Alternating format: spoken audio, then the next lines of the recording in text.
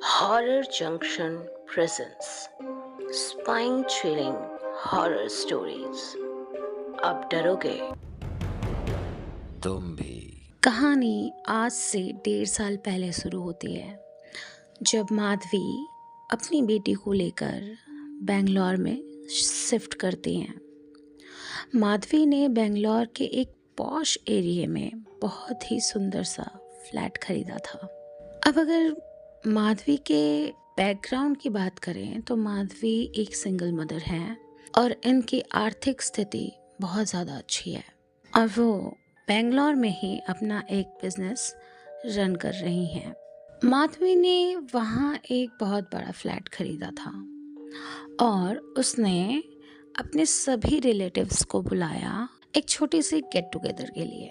ये कहना गलत नहीं होगा कि माधवी भी थोड़ा सा सबके सामने शो ऑफ करना चाहती थी कि उन्होंने अपने दम पे इतने महंगे सोसाइटी में अपना एक फ्लैट खरीदा है। सब लोग आते हैं, पार्टी होती है और पार्टी ख़त्म हो जाने के बाद सभी लोग एक एक करके माधवी के घर से चले जाते हैं।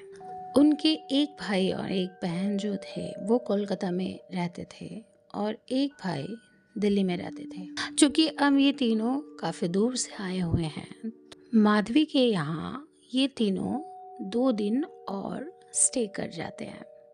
2 दिन के बाद जब माधवी के भाई बहन भी अपने घर लौट चुके थे, अब माधवी के फ्लैट पे हॉरर इंसिडेंट स्टार्ट होने लगे। पहले तो माधवी और उनकी बेटी श्रेया को ऐसा महसूस होता था कि घर से एक बदबू आ रही है।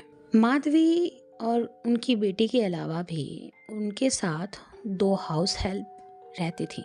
इन चारों ने महसूस किया कि पर्टिकुलर समय पे एक बहुत ही गंदी स्मेल घर से आ रहा है। पहले तो इन्हें लगा कि शायद कोई चूहा मरा पड़ा है, बट इनका ये वहम भी दूर हो गया। पहले तो इन्होंने बहुत ढूंढा पर इन्हें कहीं भी ऐसा कुछ नहीं मिला। फिर इन्होंने इस बात को इग्नोर किया कि शायद ये बदबू हमारे घर से नहीं कहीं और से आ रही है। इन्होंने रूम फ्रेशनर्स का यूज़ किया और इस बात को इग्नोर करने लगे। एक दिन श्रेया अपने फ्लैट के गेस्ट रूम में गई, तकरीबन स्मेल वाले इंसिडेंट के आधे हफ्ते के बाद। उसने देखा कि सूटकेस रखा हुआ है और स्मेल जो है वो इसी सूटकेस के आसपास से आ रही है। श्रेया ने अपनी माँ से पूछा कि मम्मा, ये सूटकेस किसका है? माधवी ने जवाब देते हुए कहा कि ये सूटकेस उसके मामा का है और उसके मामा जो है वो वापस आने वाले हैं और ये सूटकेस अपने साथ लेकर जाएंगे। उसी रात को जब श्रेया अपने कमरे में सो रही थी तो उसने महसूस किया कि कोई उसके बेड के चारों ओर घूम रहा है। वो जग जाती है और अपने आसपास देखती है तो उसे ऐसा कुछ भी नहीं दिखाई देता। पहले तो उसे लगता है कि शायद माँ उसके कमरे में आई है, लेकिन वहाँ पर कोई नहीं था। श्रेया को एक सेकंड के लिए थोड़ा सा डर लगता है, कोई हॉरर एंगल भी हो सकता है, ऐसा उसके दिमाग में भी नहीं आया। वो फिर से सो जाती है और ये एक्टिविटी दोबारा से शुरू हो जाती है। इस वक्त श्रेया को थोड़ा सा तो डर लगा। उसने सोचा कि वो अपने माँ के पास चली जाए, लेकिन फिर भी उसके अंदर इतनी हिम्मत नहीं हो रही थी कि वो उठकर नीचे उतर के अपनी माँ के कमरे तक पहुँचे। वो अपना चेहरा तकिए से ढक के सो जाती है। जब श्रेया सो के उठती है तो अपने मन में सोच रही होती है कि इस रात को उसके साथ क्या हुआ, उसने क्या महसूस किया। लेकिन श्रेया भूतों पे विश्वास नहीं करती है। उसे हॉरर देखना तो पसंद था, लेकिन उसे ज़रा सा भी विश्वास नहीं था कि भूत प्रेत होते हैं। अब अगले दिन रात को सेम, अब माधवी को ऐसा लगता है कि कोई हवा से बन रही है जो उनके बेड के चारों ओर गोल गोल घूम रही है। माधवी को काफी ज्यादा डर लगता है। वो सोना चाह रही है पर फिर भी वो सो नहीं पा रही थी। लेकिन एक टाइम के बाद माधवी इतनी ज़्यादा डर जाती हैं कि वो ज़ोर से चिल्ला पड़ती हैं। अब उनकी आवाज़ सुन के श्रेया और उनके घर में जो 2 लेडीज़ और थी वो उनके कमरे तक भाग के जाते हैं। माधवी के पास जब ये सारे लोग पहुंचे, माधवी पूरी तरीके से कांप रही थी। उन्होंने डरते डरते सारी बातें अपनी बेटी को बताया, लेकिन उनकी बेटी ने उन पे कोई भरोसा ही नहीं किया। श्रेया को ऐसा लगने लगा कि उनकी मम्मा स्ट्रेस्ड आउट हैं और वो चीज़ें हेलुसिनेट कर रही हैं। उसने उस वक्त तो अपनी मम्मा को बहुत प्यार से समझाया, लेकिन अगली सुबह तो उसने अपनी माँ से कहा कि मम्मा, मुझे ऐसा लगता है कि आप बहुत दिन से ऑफिस गए नहीं हो और आपको ऑफिस जाना चाहिए, काम करना चाहिए। आपने कुछ ज़्यादा ही ब्रेक ले लिया है।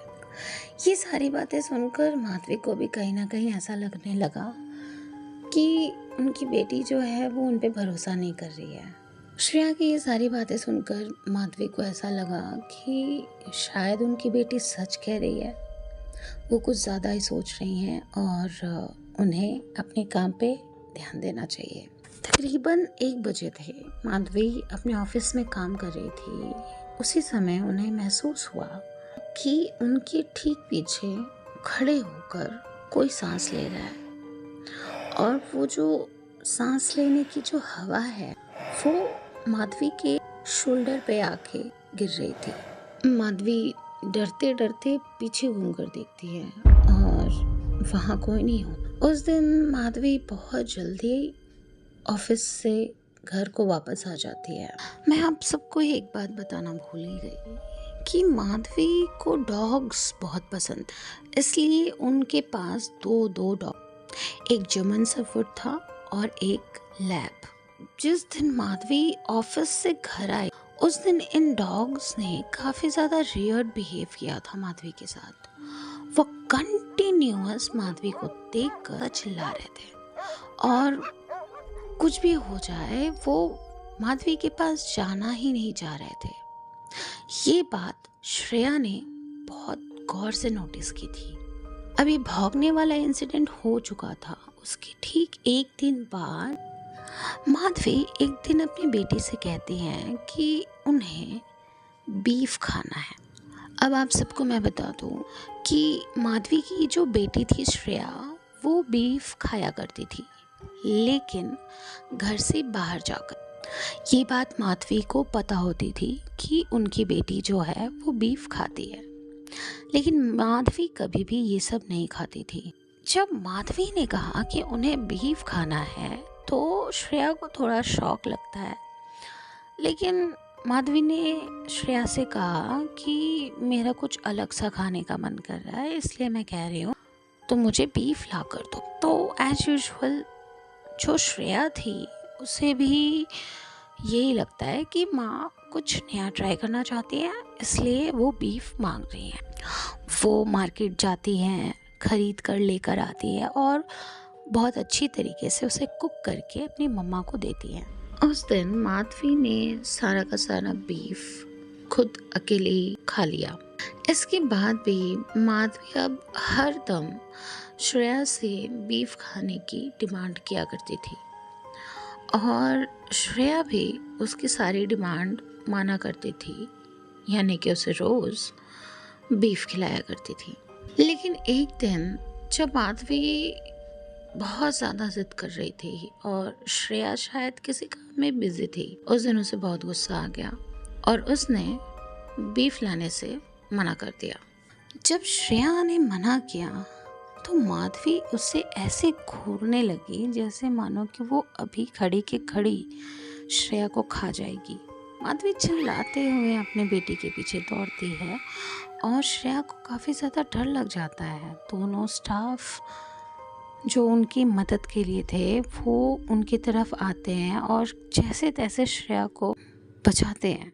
रात पड़ती है और श्रेया भी काफ़ी ज़्यादा अपसेट फील कर रही थी। वो अपने कमरे में ही होती है कि श्रेया को ऐसा महसूस होने लगता है कि उनके जो डॉग थे जो कि लिविंग एरिया में सो रहे थे, वो अचानक से उसके गेट पे अपना हाथ मार रहे हैं। श्रेया को ऐसा लगा कि उसके डॉग ही हैं, तो उन्होंने दरवाज़ा खोला और दरवाज़ा खोलते ही जो दोनों डॉग थे वो श्रेया के बेड पे चढ़ जाते हैं। अब रात इतनी हो चुकी थी और घर में भी चारों तरफ अंधेरा था। श्रेया को थोड़ा सा डर लग रहा था। उसने अपने रूम का दरवाज़ा लॉक किया और दरवाज़ा लॉक करने के बाद डरते डरते अपने डॉग के पास आ जाती है। तभी श्रेया ने सुना कि उसके डोर पे कोई ठक ठक ठक की आवाज़ कर रहा है और ये इतना प्रिसाइजली था कि जैसे मान लो कि एक बार नॉक हुआ, उसके ठीक 3 सेकंड के बाद दूसरा नॉक हो रहा था और ऐसा लग रहा था कि नॉक कोई अपने सर से दे रहा है।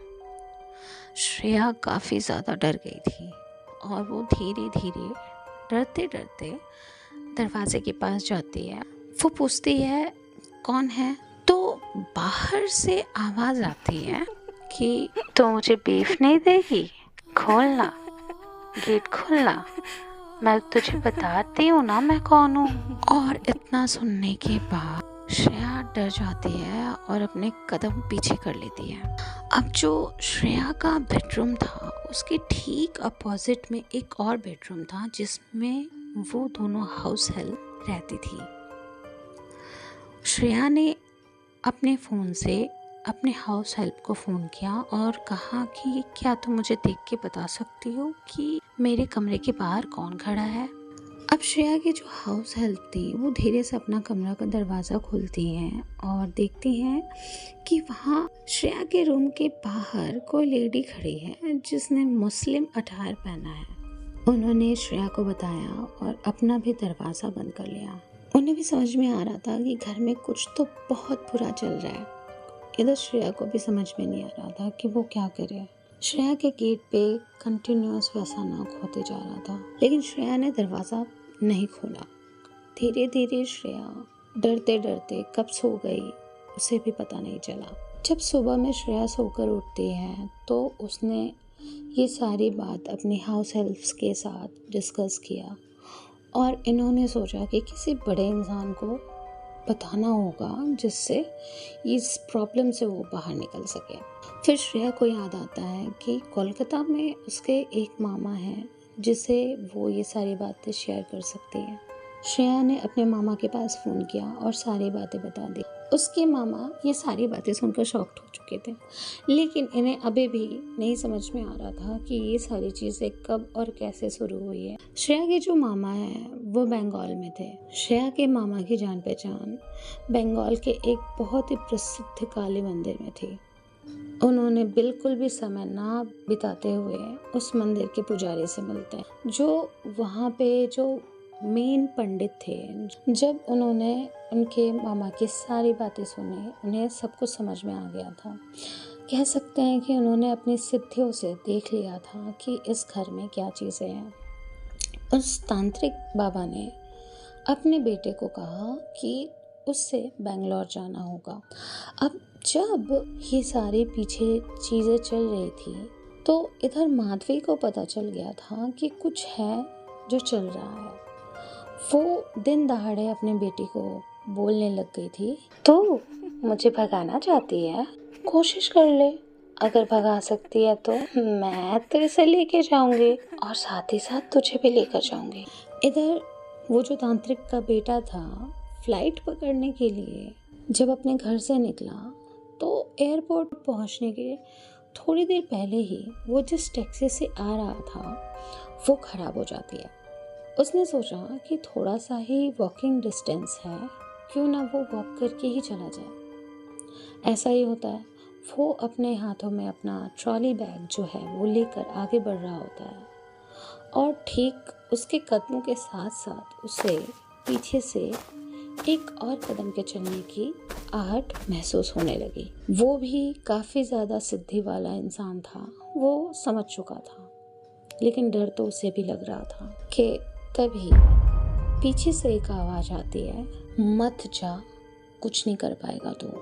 ऐसी आवाज़ आते ही वो बिना पीछे मुड़े सीधा आगे की तरफ चलता चलता चला जाता है। जब वो बैंगलोर पहुंचता है तो वो उस सोसाइटी तक पहुंचता है और नीचे जाके उनकी बेटी को कॉल करता है। श्रेया को कॉल करने के बाद श्रेया नीचे आती है उन्हें रिसीव करने। जब वो इंसान श्रेया के घर पहुंचता है, एक बड़ी अजीब सी चीज़ होती है। पहले तो उसने देखा कि उसकी जो मम्मा है, जो माधवी है, वो एक अलमारी के ऊपर चढ़ के बैठ गई है और उसे देखकर काफ़ी ज़्यादा हंस रही है और चिल्ला रही है। उसने श्रेया को बहुत ही क्लियर शब्दों में कह दिया कि इनका जो इलाज है वो यहाँ पॉसिबल नहीं है। वो इंसान इनके घर में एक दिन रुकता है और उसी गेस्ट रूम में रुकता है जहाँ पे वो सूटकेस था। जब वो इंसान गेस्ट रूम में अपने कदम रखता है, उसे घुसते ही समझ में आ जाता है कि उस सूटकेस में कोई गड़बड़ी है।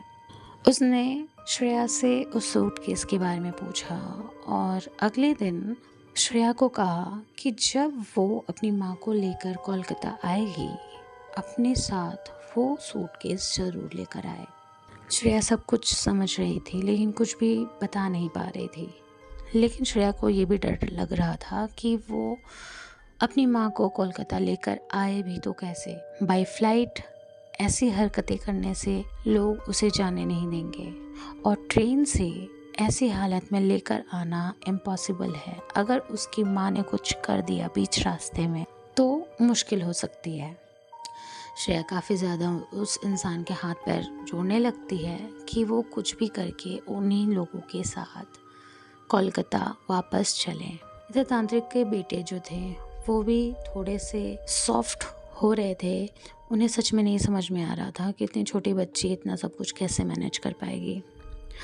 वो हेल्प करने के लिए तैयार हो जाते हैं और माधवी को अपनी शक्ति से, अपनी सिद्धि से थोड़ा कंट्रोल करके बाय ट्रेन कोलकाता काली माँ के मंदिर पहुँचते हैं। जब ये लोग मंदिर पहुँचते हैं, मंदिर के ठीक पास आते ही ऐसे बिहेव करने लग गई जैसे कि उनके ऊपर खून सवार हो चुका है और वो अभी इसी वक्त अपना सर पीट कर वहीं फोड़ लेंगी। उन्हें जैसे तैसे मंत्रों की शक्ति लगाकर काली माँ के सामने बैठाया जाता है।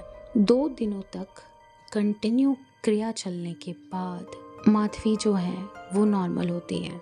माधवी जब नॉर्मल हो जाती है तो तांत्रिक ने सारी बातें उनके सामने रखी कि कैसे उनके जो भाई दिल्ली में रहते हैं उन्होंने ये सब कुछ करवाया। वो हमेशा से माधवी से जलते थे और उन्हें बिल्कुल पसंद नहीं था कि माधवी को प्रॉपर्टी का कोई भी हिस्सा मिले। हालांकि इसका उल्टा माधवी के पिता ने सबसे ज़्यादा प्रॉपर्टी माधवी को ही दे रखा था, जिसके गुस्से में, रंजिश में आकर उन्होंने ये सारी चीज़ें की। और जो चीज़ माधवी पर छोड़ी गई थी वो एक मुस्लिम एंटिटी थी। हे गाइस, अगर आपको मेरी ये स्टोरी अच्छी लगे तो आप प्लीज़ वीडियो को like and share and channel को सब्सक्राइब कर लेना। और अगर आप चाहते हैं मेरे साथ ऑन कॉल अपने कुछ ऐसे ही इंसिडेंट शेयर करना तो स्क्रीन के ऊपर आपको एक नंबर आ रहा होगा, उस पर आप अपना रियल इंसिडेंट जो है वो रिकॉर्ड करके भेज दीजिए। पहले मेरी टीम उसे गो थ्रू करेगी, उसके बाद मेरा और आपका एक कॉल सेशन बुक कर दिया जाएगा। तब तक के लिए टेक केयर, बाय बाय।